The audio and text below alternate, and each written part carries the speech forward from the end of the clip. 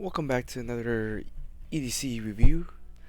So today I'm just gonna do I guess a 3-year usage slash review of my Halios Seaforth um, automatic watch. So yeah, I had this watch for about 3 years or so now. Got it back in 2018 when it first came out. I'm the original owner, so never bought this used from another seller or anything. Got it directly from uh, the makers themselves. And I believe this is the Series 3 Helios, meaning that this particular watch has a ETA movement. I think it's the 2824 ETA movement. So that making it a quote unquote Swiss movement. So it's not their Miyota movement or their I forgot what's the other movement they use, Citizen or Seiko movement that they're using, or the SW ones that they're currently producing in their other models right now. So I believe this is the only ETA movements that they've used in the Helios watches so far. Yeah, it's a pretty nice watch. Yeah, like I mentioned, I bought it back in 2018. I had it for 3 years and been using it for not every day per se, but I've been using it pretty much as kind of like a weekend watch. Occasionally, every day if I'm doing light work, but for the most part, just on the weekends that I'm just kind of cruising around and just chilling. But um, yeah, so House has this watch held up through the years? I would say pretty good, especially for a Michael brand watch that um, is not one of the major um, brands owned by like the Swatch groups or something like that.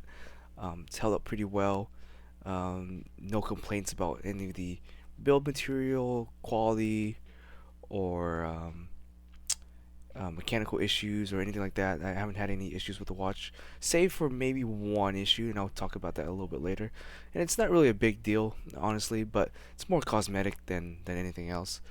So yeah, that's kind of my watch here. The purpose of I've been using it for.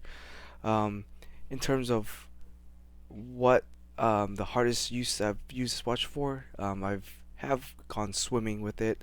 Um, I believe I was about 2 years ago or so. I was in Hawaii and I had this watch and swam out in the open ocean to with it. I didn't dive or anything, but I have swam with a watch and it's you know held up. There's no danger of water getting into the mechanics. No rusting issues on the watch, or, the frame itself, or anything like that, or the chassis. So yeah, in terms of that, it's been pretty good.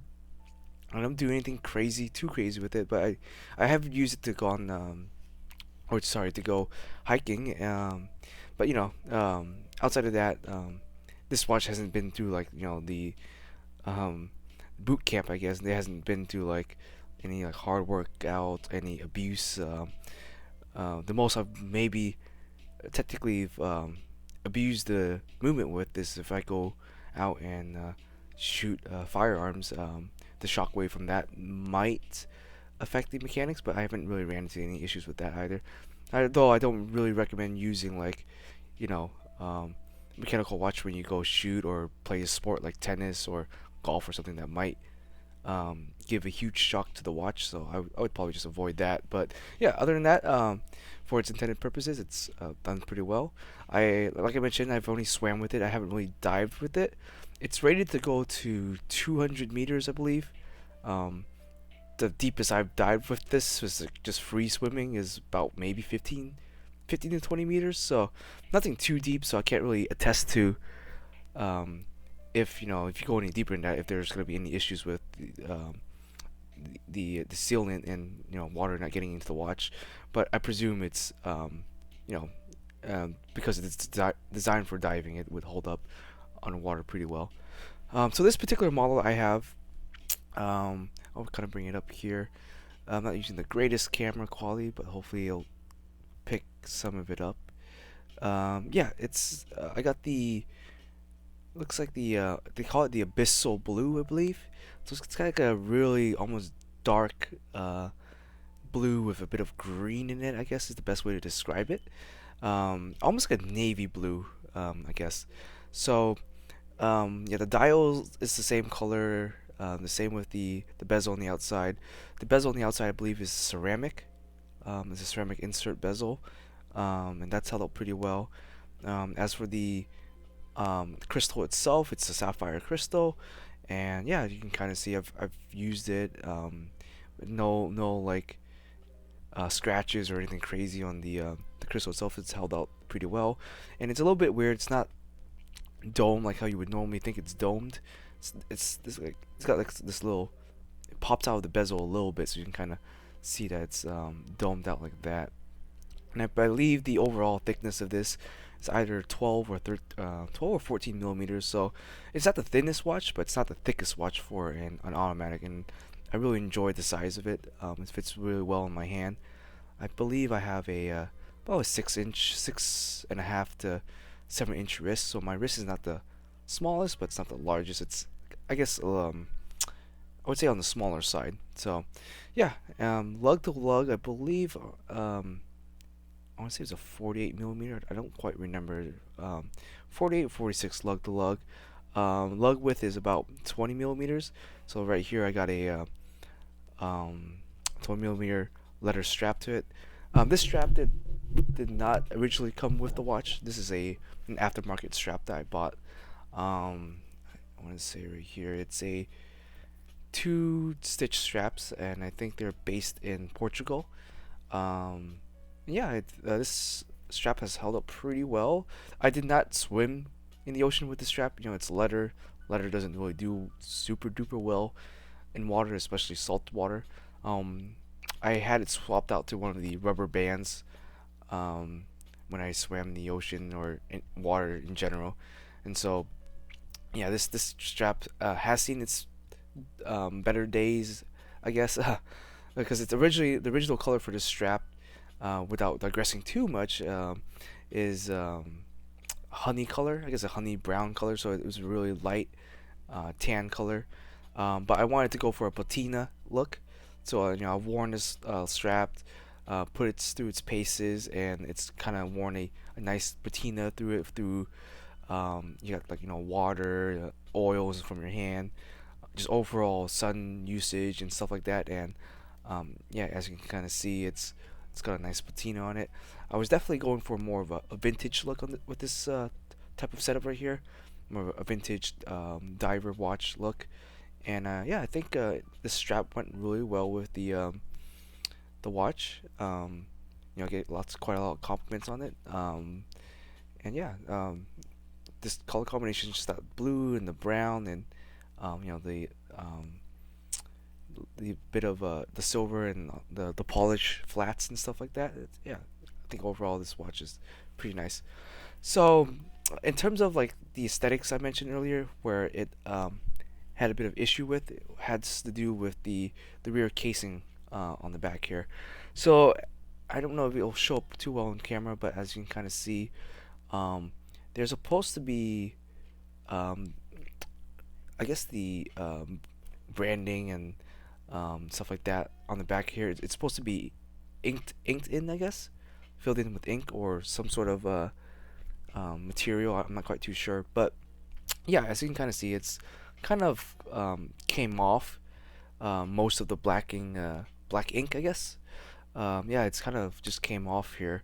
So what happened was I wore this watch on a hike, and it was really humid, and I was kind of sweating on my wrist a little bit, and basically I guess my sweat or the humidity kind of rubbed off the lettering, and that kind of just came off all on my wrist when I took my watch off. And I didn't realize that it had done that until I looked at it. Like, oh shoot, what's all this black stuff on my hand? But yeah, so that kind of came off, and that was a little disappointing. But honestly, it's not that big of a deal. I think it might even look better if I just completely remove the inking to go for more of a bare metal bare nude look, because as you can see right here, you can still kind of read it. You can still see it says 200 meters, 600 foot rating there. The serial number right here. And yeah, I think it still looks fine. I probably will eventually maybe take some isopropyl alcohol or something like that and just kind of wipe off the remaining inking just for that clear look. Um, but yeah, other than that, that's the only real cosmetic issue that the watch had. Um, just through usage, and obviously there's a little bit of little bumps here and there, little snail trails here and there, but nothing too crazy.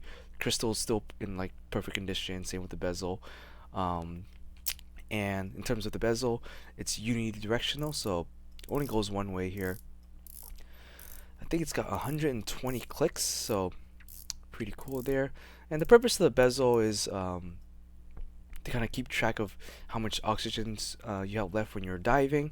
Obviously, I'm not a diver, so I don't really use it for that purpose. Um, yeah. The way it works is you just turn this little triangle mark to where your minute hand is, and that will essentially just count down to how much oxygen you have left.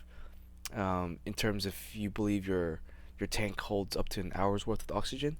I'm not a diver, so I don't really know the specifics for that. But yeah, that's what the unidirectional bezel is meant for. And I believe the reason why it only rotates one way is so that if for some reason the bezel was to move on its own, it um, it's like a safety feature, I guess. So like if say you started right here at the 36 mark, and if this um, bezel were to move like this, it would just means you're less on time, meaning that you actually have more oxygen than the time you've been underwater. So like if you went past this mark, and you surfaced, you'd be fine. You still have plenty of oxygen. But if it went the other way, where if it went counterclockwise, um, then it would mean you would actually be at a deficit. So it's kind of just a safety feature there. I know some makers make bidirectional I guess movement in the bezel, but it doesn't really matter too much. I guess it comes down to personal preference at that point. But yeah, just unidirectional, 120 clicks, uh, fairly solid. Um, I only ever really use it to kind of play around, and like if I was standing in line or something and I wasn't really doing anything, I would just turn it to that minute marker and just to time how long I've standing a line waiting for something. But yeah, outside of that, uh, nothing too crazy there. So what it came with, it came with null pack, null pack, I guess waterproof case, I guess. So pretty cool inclusion, I guess. I think the other ones came with not this, but it came with like just like a regular box and towel and stuff like that. But yeah, this one came with this null pack. You can kind of see got the branding on here, and this watch yeah, it's a Michael Brand watch. I guess I forgot to mention that. So it's Michael Brand from Halios. Halios is a Canadian company. I think just ran by one person. I think his name was Jason. And yeah, so I think he's just sources the parts from other manufacturers. He sourced movements either from usually Japanese, and in this particular one, he sourced a Swiss movement. The rest of the casing and stuff like that, I don't know where that comes from. I'm gonna assume um, Asia or something, but don't quote me on that. I think I might have read somewhere where the parts were sourced from Asia manufacturing, but nothing wrong with that at all. I mean the parts and everything fit well together. There's no quality control issues. All everything looks really nice and clean, and the pricing for this is definitely great. Um, it's not a cheap watch, and it's not a very expensive watch. I think it comes at a really good um, price to I don't know. I don't know what ratio that would be. Just the pricing is good, I would say. So, uh, if you were to buy this directly from Helios, I think I bought this watch at around 750 or 775 after shipping. That's a pretty good price. Like I mentioned, it's not the cheapest thing. It's not like your everyday beater watch where it's $100, $200, everyday beater, but it's not as quite as expensive as your full Swiss movement watches or high end watches like Omega or something like that. It comes in at a really nice price for a micro brand. I Granted, there's quite a few micro brand watch companies that are cheaper than Helios, but I think definitely the design and um, just the design of the watch overall, I like it a lot better than some of the other micro brands, and um, you know uh, Helios's reputation's pretty good. It's nothing too sketchy or nothing too crazy, and these watches are definitely I would say in high demand. Like this watch, when it was released, I think it sold out in like 2 minutes, 3 minutes. I don't remember exactly, but I was lucky enough to get my hands on one. I was one of those people that was up at 8 o'clock or wherever it was released. It was just hitting that refresh button on the web browser to try to get it. And so yeah, I was just managed to lucky and get one. I originally wanted the GMT version of this watch. So GMT just meaning it has a fourth hand. It's like a little tiny fourth hand with a little triangle on it, and the bezels got a little bit more um, numbers on it to essentially keep track of a second time zone. I thought that looked really nice, but unfortunately I wasn't able to get one of those because those were even in shorter supply than this one was on release. I think um,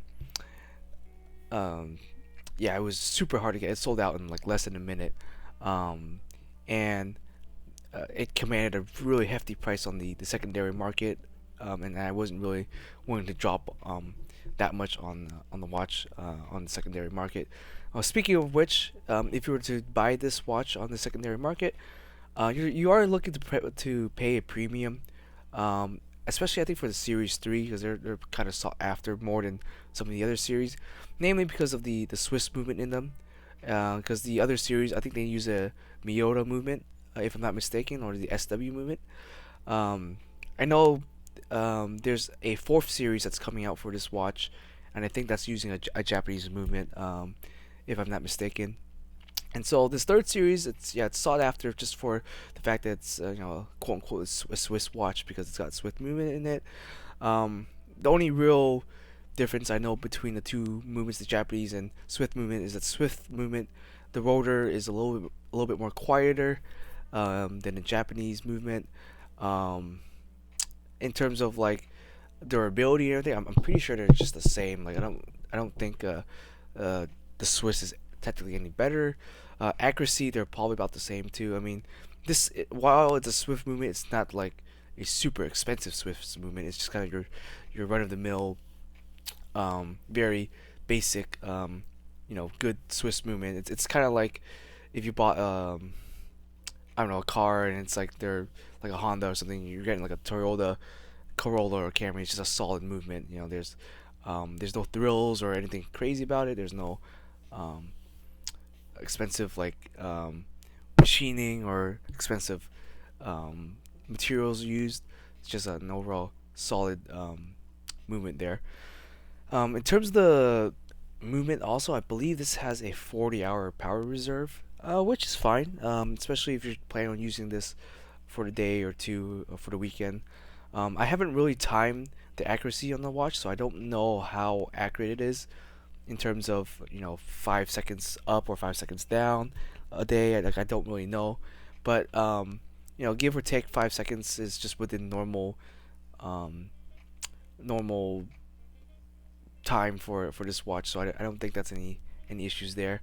If you needed a really accurate watch, I would just use your phone or something. If you're really needing to measure time that accurately, use a digital watch at that point. So yeah, that's the details about the watch as far as I know it. I might be incorrect on some of that, and correct me if I'm wrong. But yeah, let's move on to what this watch came with. Before I digress any further here, so yeah, it came with this now pack, and it came with a couple different straps, and I'll kind of show you. As I mentioned, this brown strap did not come with the watch. It was a third party um, watch strap that I bought. So, being that I believe because Jason did like a promotion, if you were like the first 20 or 30 um, people on his order list, he would give you a free watch strap, or additional watch strap. So it's got this, or at least mine came with this canvas green strap, which is kind of nice and kind of neat. I'm not a huge fan of canvas watch straps, especially on like a diver or something. I'm like, I like these better on like a field watch or something like the Hamilton khaki or something like that. A Hamilton field watch, like those watch, you're going for that sort of military look, then definitely believe the canvas works a little bit better and the color green. But because I was going for more of a vintage diver, I didn't think this strap looked too good with it, so I never used this strap. But it's nice that it came with it. I wish maybe it was a different color. Maybe it was like a maybe a blue or black, or even brown or something that I might have actually used the strap. But yeah. Next up is the original leather strap, I believe.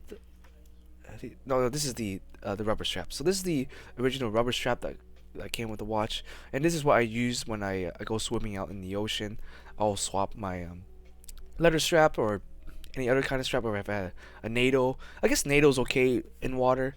Um, but yeah, I would swap this over to the rubber strap over here, and yeah, pretty comfortable. Not much to say about it. Nothing too special or crazy. Yeah, works for diving, swimming, all your aquatic stuff there. And then the final strap um, is the original leather strap here, and this one I've also used, and it's kind of hard to tell what color it is. I think it's either a black or like a really dark gray or like a slate gray or slate blue or something like that. It's kind of hard to tell what it was, but yeah, it's pretty nice leather strap, very similar to the two stitch strap I have here. Obviously the keeper is a little different. Or the yeah. So this one's got the Halios branding on it. And obviously this one doesn't. But yeah. So that's the three straps that came with the watch. Um, Next off, the last thing that came with the watch, I believe, is just the warranty card over here. This is just the original plastic wrap. Let me go and move this to the side. Yeah, so the warranty card. Yeah, wasn't expecting to get something like this from a micro brand. Obviously, when you buy expensive Swiss watches or expensive big name or a watch from a big name company, they'll come with a warranty card.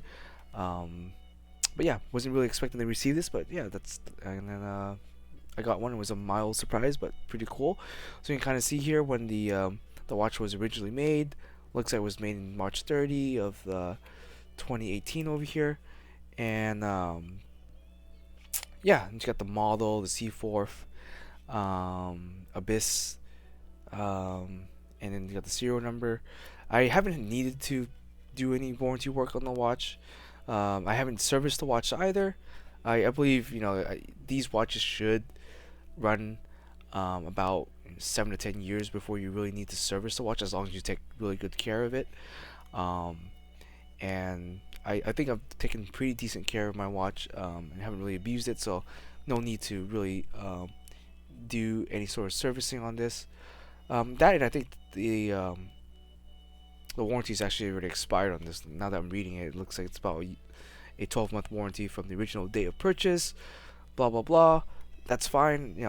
Like I said, I haven't really needed to do any warranty repairs on it, and it's worked pretty well. It is an ETA movement, so any of your watchmaker or any watch repairer should be able to service this watch without any issues. I don't think there's anything too crazy or special about it. I think the only thing cool and special about it is if you look at the date wheel. The date wheel has it's got um, the date wheel the color on the date wheel actually matches the color on the bezel, which is a really nice detail that a lot of manufacturers sometimes miss out. Um, yeah, that date wheel sometimes when you buy it from another manufacturer, it's usually just like white or some random color. Like they don't really care too much about that. But I really like how Jason really paid attention to the details and made the date wheel um, match the color of the bezel. And me personally, I do like the date wheel at 6 o'clock. I think it looks the most balanced out of all the other positions you can put the date wheel. I've seen them at 3 o'clock. I've seen them sometimes at the four, between the 4 and the 5 o'clock, and elsewhere. I just for me, I like some symmetry. So as you as you can as close as you can get the watch to being symmetrical, I'll like that. Obviously, the crown and stuff you can't really make that symmetrical, but that's fine. Speaking of the crown, it's got a slightly a small crown guard here, and it's a twist down sort of crown. So you have to kind of rotate it to pop the crown out, and then the first position will allow you to swap the date, and the third position, it will stop the watch so you can change your time and adjust it. And it's a hacking watch, I believe, if I'm not mistaken on my terminology. Hacking meaning that when you pull the crown out all the way, it's gonna stop the second hands from moving, so you can adjust your watch, and then once you push it back in, it'll start moving again. In terms of like maintenance and care for the watch, what I usually do when I need to change time, or anything like that, is I always go in a clockwise motion. I rarely, or I avoid going counterclockwise when twisting the dates to adjust. So if I'm say like the watch is dead and today is like the 23rd, what I'll do is I'll pull the crown out, and if I need to adjust the time, I will spin the watch dial so that it sits at the 6 o'clock position right here, and then I'll push the crown in once, like that. Rotate this right here, and it will bump it up to the 22nd, right? And right now, you're gonna pop the crown out again, and let's say it is 3 o'clock on the 23rd. Now, you could go ahead and bump it to the 23rd, but I don't like doing that because then you don't really know whether you're AM or PM, I guess, in terms of the watch. So what I'll do is I'll just go ahead and rotate it, and kind of slow down here to see if this will change the date. So it does change the date. So now you're on the 23rd. So this meaning that right now you're sitting at 12 a.m. So I'll just go ahead and finish adjusting it by keep rotating it here, and I will stop at 3 o'clock and push everything back together. And now you're at the 23rd, 3 o'clock. That's just kind of the care that you want to do when you're using a automatic movement. I don't remember where I read it, but I've always been told that you should change your date wheel when you're flicking it to change it. That the watch hand should be at the 6 o'clock position, or the hour hand. That's what I've been told or read, so I could be mistaken there also. But yeah, so I've done that for 3 years, and yeah, no issues with the movement. It's still running really nicely and really smoothly. But like I mentioned, I don't know the accuracy of it, but I think it's accurate enough for what I intend to do with the watch here. In terms of the sizing, it is a 4 millimeter diameter, and like I mentioned, I think my wrist is about 6.5. So I'll go ahead and show you how that wears on my wrist, and I think it's a really nice size. Great, great size to wear every day. It's not too big, too overpowering. It doesn't really blow up or stand, not blow up, but like some watches are just really gaudy, or they're just like over the top, and I don't really like that. I like the subtle look of my watches, and I think it wears well when you're doing something casual, something sporty, or if you want to wear dress up, if you want to wear a suit or dress shirt, goes well with that, and it just looks like it can kind of fulfill any kind of role that you um, put it up to. And yeah, that's what I really like. I've never got a chance to try out a metal strap with it, so I can't really comment on that. But with the leather strap and like this, it wears really well on the wrist. It's not too heavy. It's not too no. It's not too light where you forget it's on your wrist. But yeah, it's there and it wears really nicely. The lug is not overpowering my wrist. It's not too thick, so it doesn't really pop up too much and protrude with like if I'm wearing a dress shirt, it doesn't protrude with my collar and stuff like that.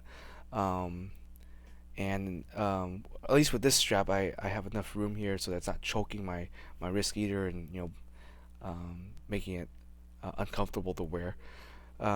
Yeah, so that's how it looks. Looks pretty nice. Not much to say on that, and I think it's the sizing is really nice. It's really good. You have a small wrist like me, fits well on your wrist without looking overpowering. If you have a big wrist, yeah, I would say it still would look good on a big wrist. Most diver watches are pretty big. Most of them are about 42 millimeters to like 46, and I guess that's under the assumption that um, people who are diving, they wear gloves, so they need a bigger watch to fit over the glove, and that's totally understandable. But like I said, for my intended purposes, I'm not really diving with this watch. I'm just kind of like the aesthetics of it, using it because it's a diver watch. It's got the sort of the vintage look, and so it being a slightly smaller, petite size diver, perfectly um, fits my intended purposes, and I really like the way it looks and the size of it. The closest watch I have to compare it with would be my Omega Reduced. So my Omega Reduced here, it's about 39 or 36 millimeter bezel, quite small. One of my smallest watches in my collection. A lot heavier because it's got the metal strap on it. So, um, yeah. So not much to say about that there. I guess if I was wearing this with a NATO or something, it's a lot lighter than this, I would say. But yeah, in terms of like the thickness and everything, as you can kind of see, they're relatively about the same thickness. Obviously, the Halios has got a bigger uh, bezel here, so definitely this right here will look a lot bigger on the Halios. Um, the Omega's got an 18-inch or 18 millimeter lug to lug, so the strap's a little bit smaller. But yeah, they wear about the same size, and I think it's really nice fit. So I'll kind of show you how this would wear on my wrist compared to my Helios. I'm not gonna really strap that in because it's a little fat there, but yeah, you can kind of see how that wears.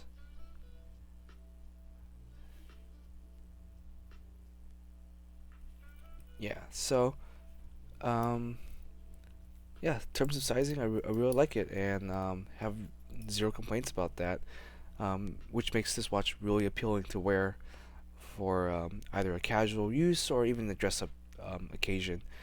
Um, yeah, and that's basically it. That's my thoughts on this particular watch.